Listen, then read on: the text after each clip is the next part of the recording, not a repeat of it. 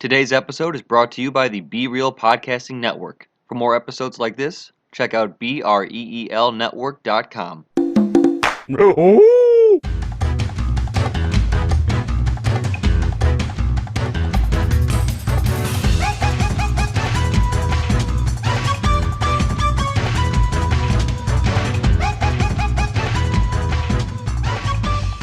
Hey Jake, I like video games. Hey Tony, I like video games too. That's cool. The game that I want to talk about is a little known classic. You kind of laughed at me when I brought this game up initially. I did not kind of laugh at you, I straight up laughed at you.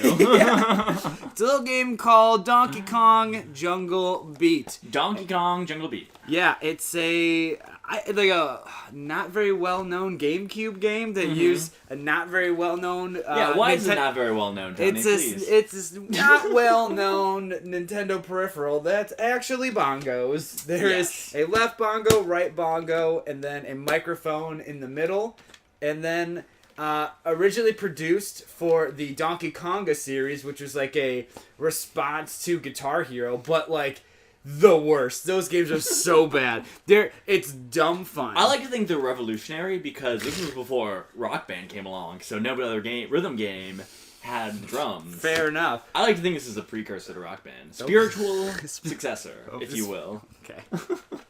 But anyways, so But Donkey Kong Jungle Beat, instead of being a Guitar Hero-like game, it's actually like an action arcade side-scroller. I guess that's like an action platformer. Yeah, I guess that would be like. But I always want to throw in the arcade subgenre to this because it's true. Because it's all about score. It's about points. It's about points, man. It's run-based.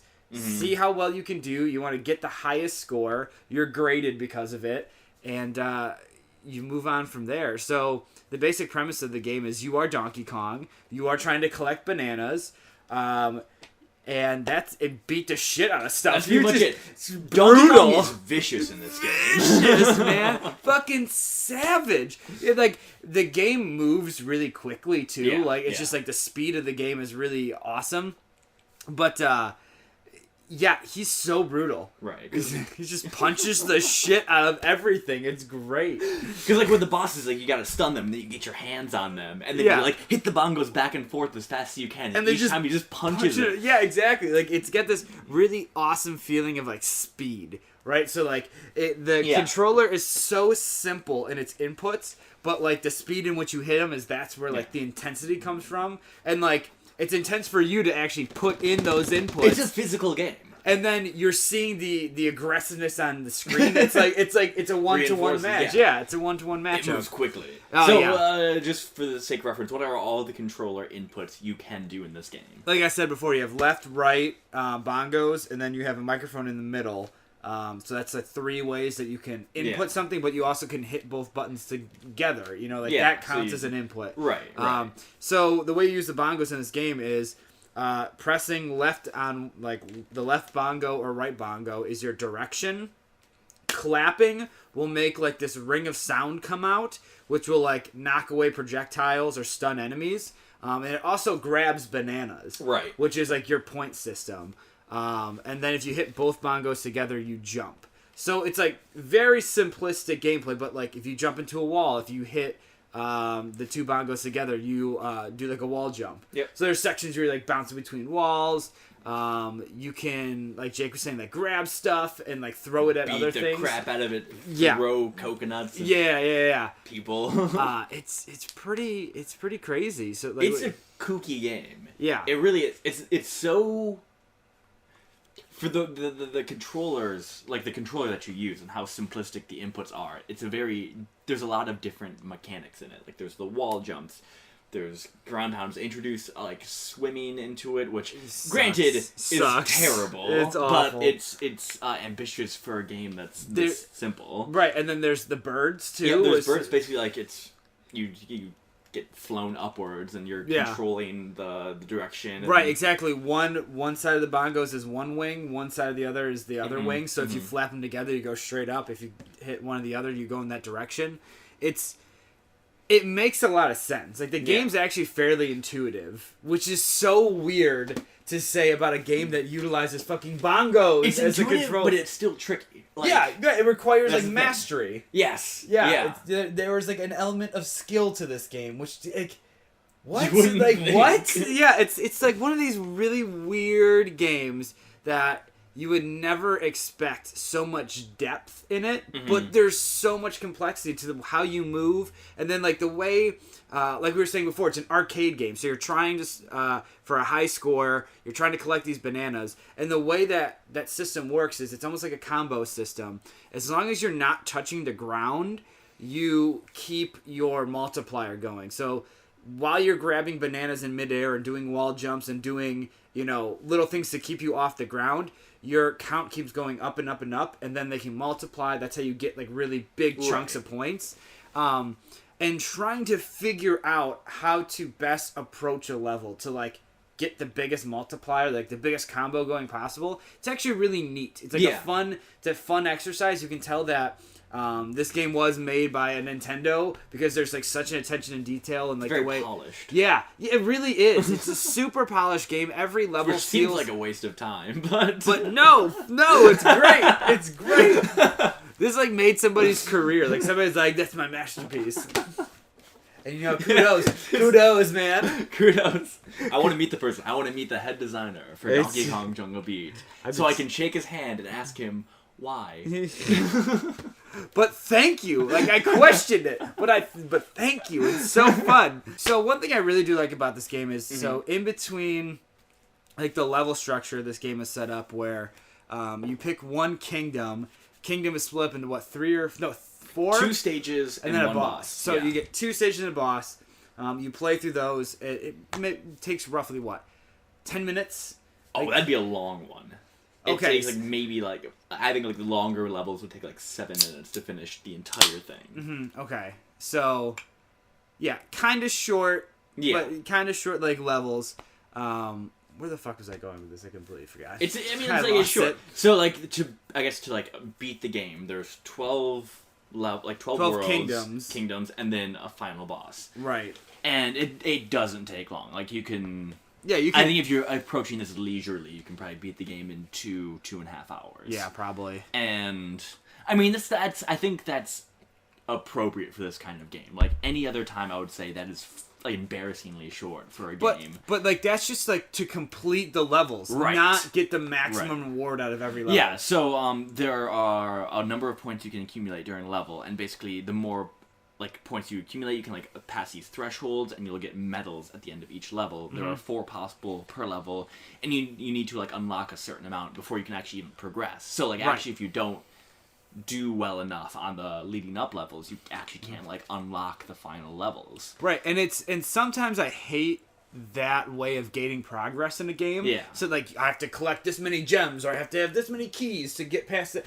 I've always hated that shit in video games. But in this game, it makes sense because 1, levels are short. 2, it's a skill-based game. So if you're not skilled enough to get that amount of bananas in these kingdoms, you're probably not ready for the complexities of the next set of kingdoms. Right. Because it does get progressively harder. True. It's the skill doesn't get outrageous. We're not talking about a Dark Souls or something like that. No. No. And it's not even I wouldn't even put it on par with old school Mario difficulty. It's not. You're never going to die in this game. If you do, you should rethink your life choices. Yeah, you don't die. You don't. This die is I guess the only thing I could the most comparable thing I could think of is I'm not sure if you've ever played this, Kirby's Epic Yarn. Oh yeah.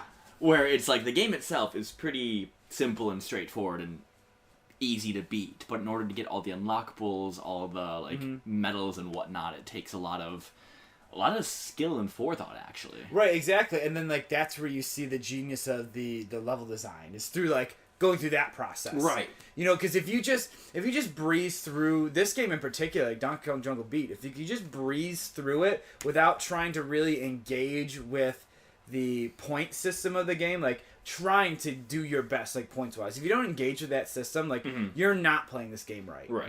You're supposed to play the levels again and oh, it's interesting that I saw this little thing in the level that now that I've played, let's say, 3 more kingdoms ahead, I have more knowledge of how the systems of this game works. I want to go back and try level 1 again, because you'll probably do better and see stuff that you can combo with that you didn't think you would earlier. Right. Because there are like parts of levels where you spend half the level without touching the ground. Like you maintain that combo for a really long amount of time, and that is a testament to how polished and refined the design is for this game. Yeah, and like some of the jumps you have to make are like pretty hard to do, so you have to think about it beforehand. You can't just be like every single jump thinking on the fly there. It's like there's got to be some knowledge of the level to like really get the maximum out of it. Right. I love it though. God, it's so much fun. But the other thing, like kind of going right into this point, a really nice thing that this game does is at the very end of the level, so after you play your 2 levels and beat the boss, they do this thing where they call it try this. And they show a difficult section of the levels you had just played, played by somebody who put the game together, and shows you, like, here's something you could have done. Right, here's how you maximize your combos. Right, like, here's a hint. Yep. And then, like, I can't tell you how many times when I first started playing that game, you see that and you're like, I didn't know I could do that. Oh, wait a second. Like, it's one of those aha moments. It clicks, yeah. Yeah, everything clicks. You're like, I almost want to play this again and try that. Or, like, it just, even if you don't use that tip in that specific level, it opens your mind to what you could possibly do in other levels. You know, like, it unlocks gameplay, like, not even mechanics, but, like, thought process. Yeah. It teaches you how to think like the game. And then once you get into that mode, it works really well. Yeah. Yeah, for being, it's... The levels are pretty open, but they're also, like, very linear in, like, this is the way the designers want you to play and beat the level. You can, it's like you max, to do it right, you're just maximizing what they want. Right. But, like, you can't just wander through the level either. Like, it's a clear linear path. You know, like, you're moving from point A to point B. Like, that's it. Yeah. There's no middling around anywhere. There's no, like... There's no exploration. There's no, like, hidden treasure troves or stuff like that. No, it's not that I could find, maybe. No, there's really not. That's not really how the game works. Like, it's meant to be played fast. Yep. It's meant to, you're supposed to keep that combo going, like, utilizing the clap to grab... Like, when you kill an enemy, usually, like, bananas throw up in the air in, like, a... like an arc. Yeah, and just, like, an arc right above your head. So, like, there's timing to, like... timing your clap so you get every single banana with one thing. Right. Because every single time you do that, like, you get more bananas. Yeah, like, you could either wait for them to hit the ground and collect each one individually, which is 5 points, or you can combo them, which I think is 15 points. Yeah, so, like, by comboing things effectively, you can crazy increase your score. And then, the score you get, like, accumulated by getting bananas is also your health bar. Yeah.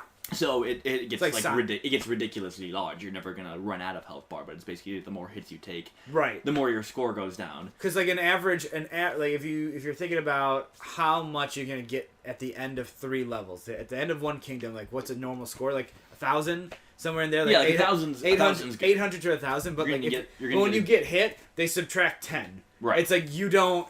It's not like when you get hit, they take like 300 away from you. It's like, no, they want you to survive each level. You know? Right. Even if you fuck up a ton against the bosses, which you should talk about. Yeah. Even if you fuck up against bosses, like, you're not going to die. So there's, 3 boss archetypes? There is 1, 2, 3, 4.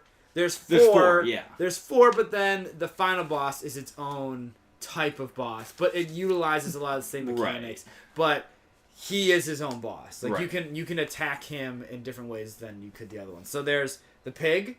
The pig. The pig, which is, it's like a. He throws. It's a humanoid pig because he's yeah. on 2 legs. He has a mohawk. Looks a lot like is it Rocksteady or Bebop? Which one's the pig? Bebop. Bebop. It looks like kind of looks like Bebop except with a more exaggeratedly large head. Yeah, exactly. And he like spikes watermelons, like electrified watermelons. Which you gotta take out of the air, then throw back at them. You gotta utilize a clap to like stop it in midair, jump up again, clap again, then you pick it up and you hit one of the bongos to kick it at them. Right. And then you jump on top of them and start beat the shit out of them. Like, that's the thing. Like there's like moments when you attach onto enemies and then you just hit both bongos as fast as possible. You're doing one of these and you're just beating this shit. And then the scream Donkey Kong is Kong's going to town on the guy. You're beating the shit out of the controller, and Donkey Kong is just beating the shit out of the enemy. It's so good. Yeah. But like, so there's that boss. There's the Kongs. Which is like a fist fight. A one-on-one fist fight where like you have to utilize the bongos to dodge. Yeah, to counter and dodge. Yeah, it's like it's like a very, very, very simplistic round of Punch Out. Yeah. Like super simplistic. Yeah. It's like a Punch Out fight, but like very, very simplistic. Mm-hmm. But same feel. Like same sort of thing they're going for. And the beauty part about that is like each Kong I think there's 4 Kong bosses. 4 Kong bosses. Each one looks completely different. Yep, they have their own design. There's like the reggae one. There's the big fat sumo one. There's the old like the kung fu master. Yeah, and then Afro Kong.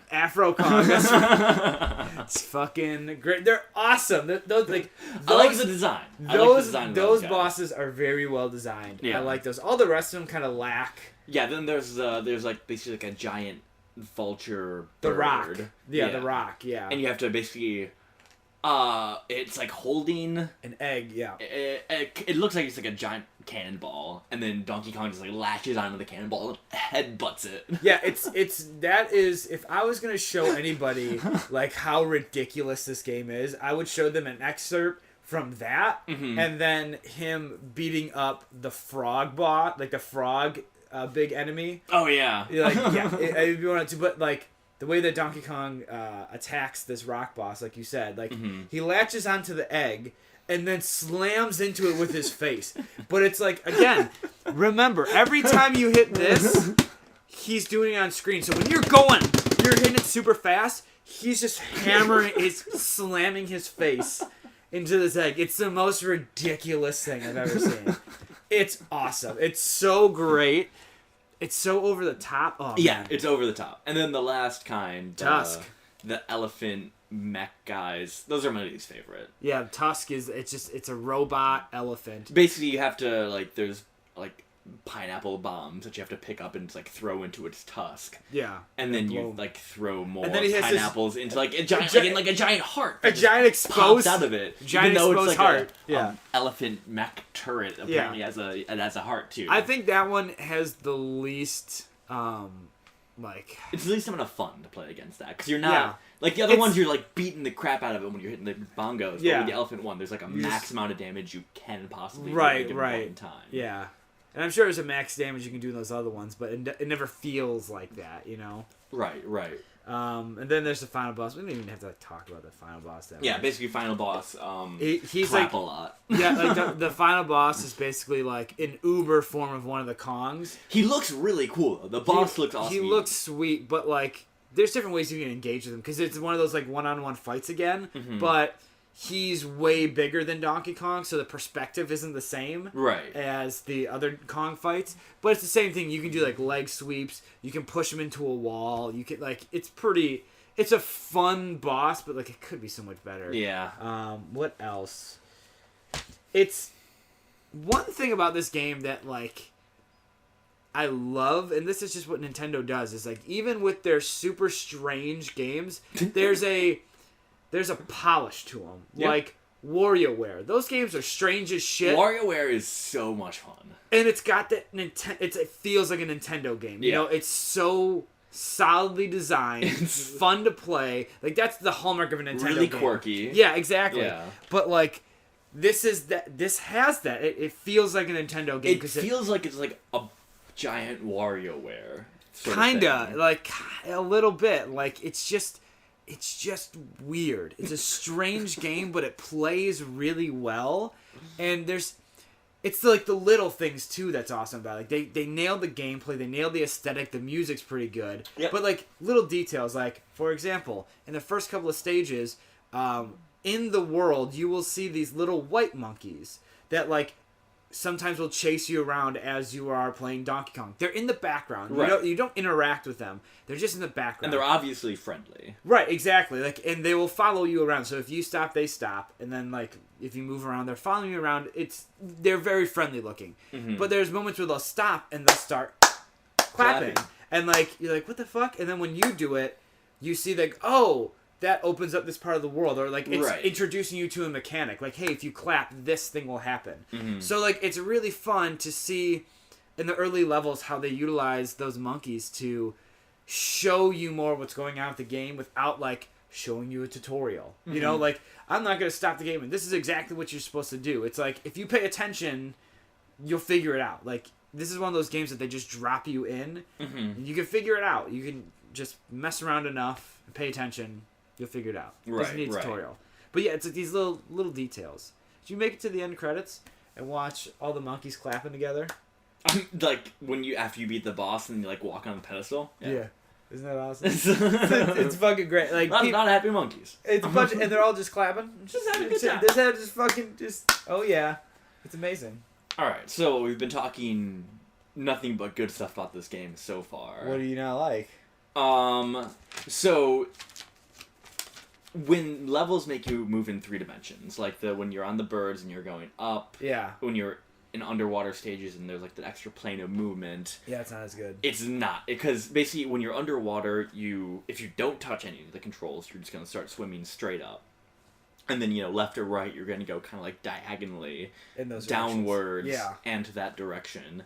And it's just such a pain. It's a pain in the ass. To move underwater and through the air on the birds. That's when the game's the weakest, but like the water for sure is the weakest part of that game. Yeah. The birds, I agree, can be frustrating at times, but they also can introduce you to like really cool things that they're doing with this game, with the amount of mechanics they have built into it. They do a lot of fun stuff with it. Like you were saying with the birds, you're just moving back and forth. When they first introduce it, it's just like, oh, this is a different way to move in the game, and you just kind of weave your way through. It's not like a puzzle, but it's like a track. Yeah. You don't want to hit the sides. If you hit the side, your bird blows up, and then you have to start over again. And that's frustrating. It's really annoying. Super frustrating. But the next time they introduce you to the bird, they turn it into a race. Yep. So like you come to a starting line, and then another bird goes off at the same time as you are, and you just have to race them. It's the course is a little bit more open than the first time they show you the bird, so you're a little more comfortable with the controls of it, and it's fun. Yeah, it's not hard. It's not easy by any means either. It's kind of like right there in the middle, but like. The first time you walk into that, you're like, "Oh, this game does this now." Like, did not expect this. Isn't there a sea turtle race underwater again later in the game? So it's like, the same thing. It's kind of like throw that in there. Yeah, why not? Like, just happens. Yeah. I like this, those little touches. But yeah, like I agree. Like that's when the game's the weakest. And some of the bosses. Like I said, there's these. Yeah, they have those 4. It's those 4 archetypes you're gonna run over and over. So and you said there's what 12. Yeah, so just three different variations. Well, it's got to be 4 because there's 4 Kongs. Oh, whatever. It doesn't matter. It doesn't matter. You know what we're saying. Yeah, it's just it's the 4 archetypes repeated over and over again. So the mechanics are always going to be the same. It's just like here's a different map to play on, or this guy has 1 additional move. So it's not like reinventing the wheel every time. Right. Yeah, like with the different Kongs, I think like you'll have to do like an extra dodge or something like that. It's never anything. The guy has a different tell before he throws a punch. Right. It's never anything spectacular. Right. But it's so good though. Like I actually really enjoy this game. I think it's really fucking cool. I think it's one of these games that, when you're talking about the best games for the GameCube, like this sneaks into my top 10. Really? For sure. It might. It's like, I'm thinking like a 6 or 7 spot. That's where it would hover at for me. Okay. I think this game's really fun. Like, you can play it with a controller. Like you can mod it. Like wait, you can? Not, I don't think for... That's disappointing. I don't think but like on the computer. Like you can mod it like that. All right. Like I wonder how it would play then. I wonder if it would lose some of the... Hit the A and the X really hard. Yeah, like I wonder if it loses some of the fun of it. Because some of the fun of the game is using these weird controllers. That work surprisingly well. That works surprisingly well for what that game is trying to do. It does. And this game came out like, what, 13 years ago? You had the same pair of bongos. They're still functions perfect. Very well. They're like a little dirty, as you can see on top there. Right. But that comes from people playing it.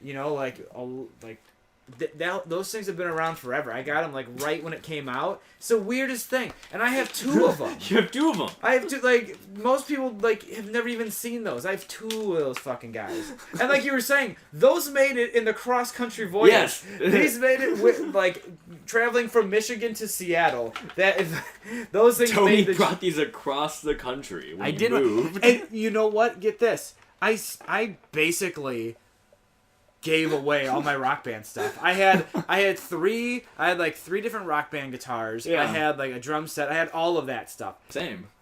Gave it all away. I kept these for Jungle Beat just so I could return back to Jungle Beat at some time. Like, Several months later. I mean, like honestly, you can make me play. I want more people to play this game because it's really fucking fun. Mm-hmm. It's really fun, and it's it exemplifies. Surprisingly not too expensive. I actually went on eBay to see how much like the Jungle Beat and Bongo combo would cost. It's like $45. Ain't nothing. And like the art style's great. Mm-hmm. I think it's a perfect game that encapsulates like a time in like Nintendo's development where they were willing to try really weird stuff. Yeah. In a one-off sense, there's like fuck it, just do it. If you got a good idea, just make it. It's an outrageously unique game too. Right, and like Nintendo has a bunch of games like that now, right? Like so, like we were saying, the WarioWare series is similar. Like it's just weird. It's weird, but it works. You know, like you're making a good game, so who cares if it's weird? You know, it plays really well. Or like Pikmin's another one. It's a weird fucking game. Like it looks super weird. Strange concept, so unique gameplay too. Right, and like but borrowing from different genres, like doing different things.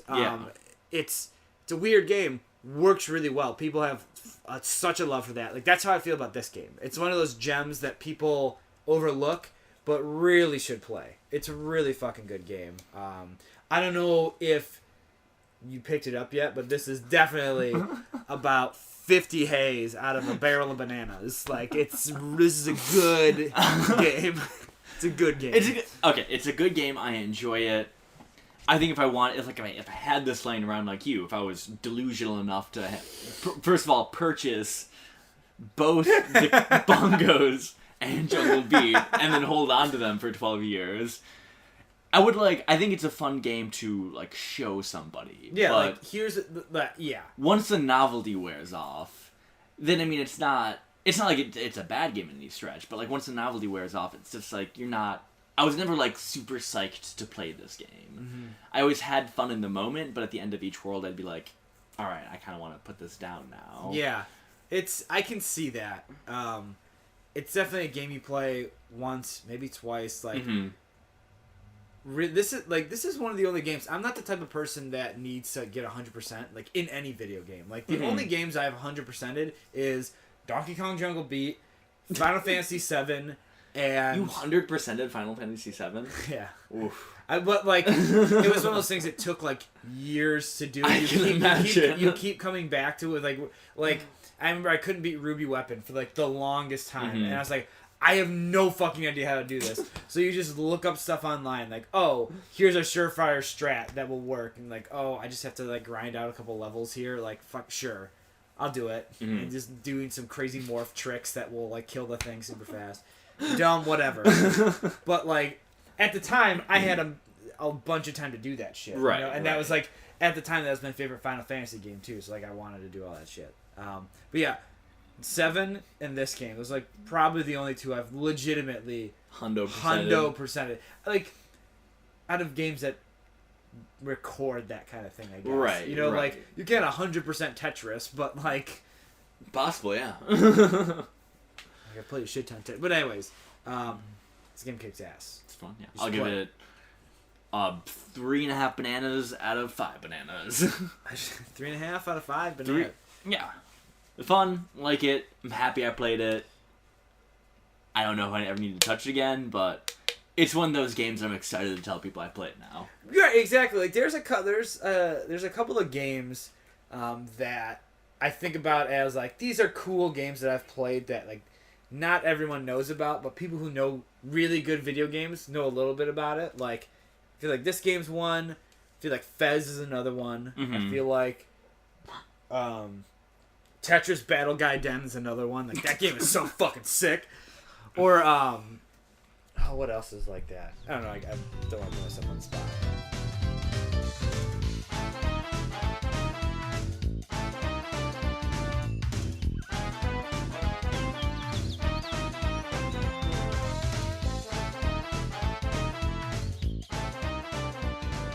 Exciting news. We have an email address and a Twitter now. Yeah, you can contact us. You can contact us. So if you want to email us, we are heyilikethatgame@gmail.com.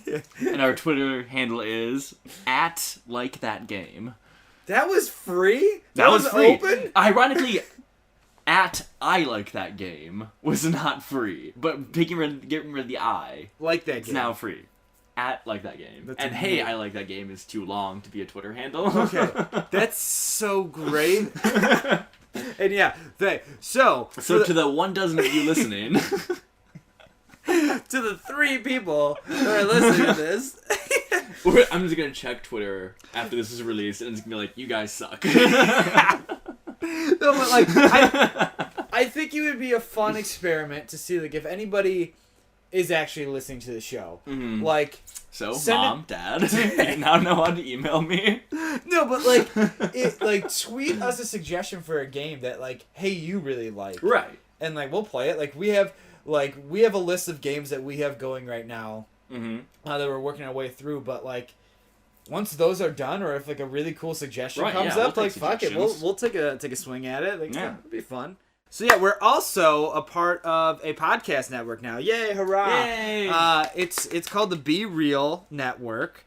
So basically, it's just a group of amateur podcasters that really just love doing this stuff. You know, right? We like talking about the things we're passionate about. So that's what we do. Mm-hmm. So there's a bunch of other shows in the feed. You just subscribe to the Be Real Network on whatever your RSS or iTunes or whatever. Mm-hmm. And our episodes are going to be popping up in there, as well as was it Basement Condition and the Movie Guys podcast and a couple other shows.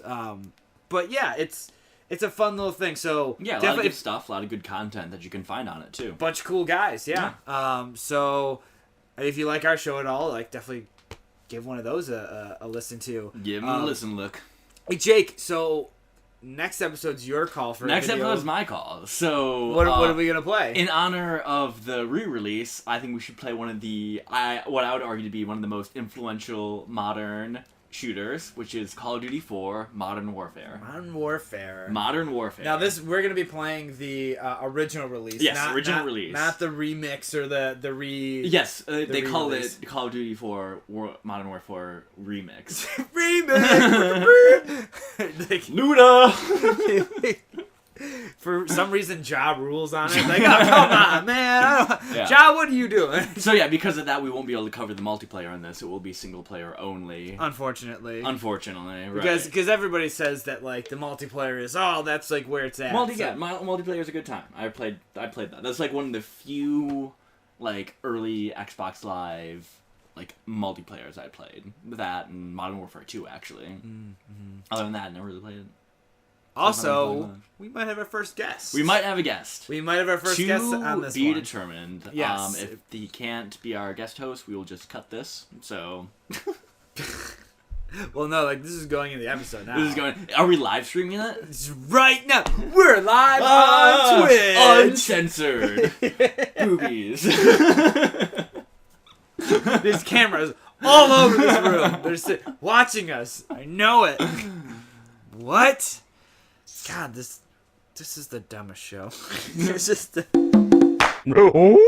first party Nintendo games are always good. That's what I was talking about before, like the quality, right? Like, right. It has that Nintendo quality. Yeah. So a first party Nintendo game, regardless of if you don't like kind of the way it plays, it still plays well. Right. You know, I really like a lot of the Mario sports games. Oh yeah, those are good. Like I think Mario Strikers is like one of my favorite. Another one of my games. Yeah, that's a dark horse in the GameCube. It's a good game. Library, yeah. But like, there's also Mario Baseball, which I really wanted to love, but it wasn't. Because like I love baseball games, you know, and that'd be so much fun. I'm sorry. Those games are so good. But like I wanted that game to be good, but it wasn't it wasn't great. It looked great. It played great. It just was like, it was too like Mario Party. Like even on the stinkers, Nintendo puts their hearts in their first party games. The only thing they really gave up on was Mario Party. Those games are shit. Yeah. After Mario Party, Metroid. Well, because they just don't make them anymore. Yeah. After Prime 3, then they did Other M, but that was through a different studio. Yeah, that was it Ninja Theory? Yeah. I think. And that game was it was so bad. But like, yeah, they just kind of give up on some, and then they give almost too much screen time to others. Like Star Fox has gotten 2 games. And the last the most recent Star Fox for the Wii U was like bad, garbage, which like sucks. unplayable. So that game's bad. There was one for the 3DS that was okay. They remade Star Fox 64 for 3DS, right? Which I mean, it's just like by it being on that medium makes it like a worse game. But Star Fox 64 is one of my favorite games. It's a great game, yeah. But they haven't done anything good with it since then. Yeah, Star Fox hasn't done anything good since. What about Star Fox Adventures on Dinosaur Island? That was so bad. The other How dare you? That game was so bad. I play that. The game after it though, there's a game. Adventure? No, it's like Assault. Yeah, no. Star Fox Assault. Yeah. That game was okay. It was alright. It was okay. Yeah. It had too much on foot shit. Yeah. They just need to make they need to do another pretty much on rails like 64 was. Just do 64 again. But like modern visuals, a couple of new tricks. Yeah. But I don't need these you don't need to reinvent the wheel when it comes to the vehicles. Mm-hmm. R-Wing works well. I need the tank and give me the submarine. Mm-hmm. That's what I want. In this new one they have a little walking chicken thing and the AT-AT. Yeah. And then there's on foot on the part. ATST. Get out of here. Sorry, you're ATST. Messing up your Star Wars references. Okay, I'm sorry. You're off the show. I knew it. Whatever. I'll Donkey Kong rap battle you.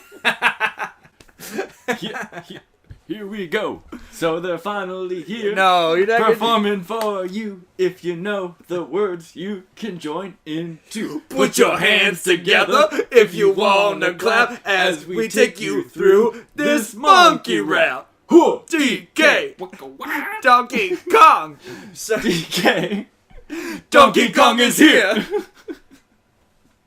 He's the leader of the bunch. I don't know. You know him well. He's finally back to kick some tail.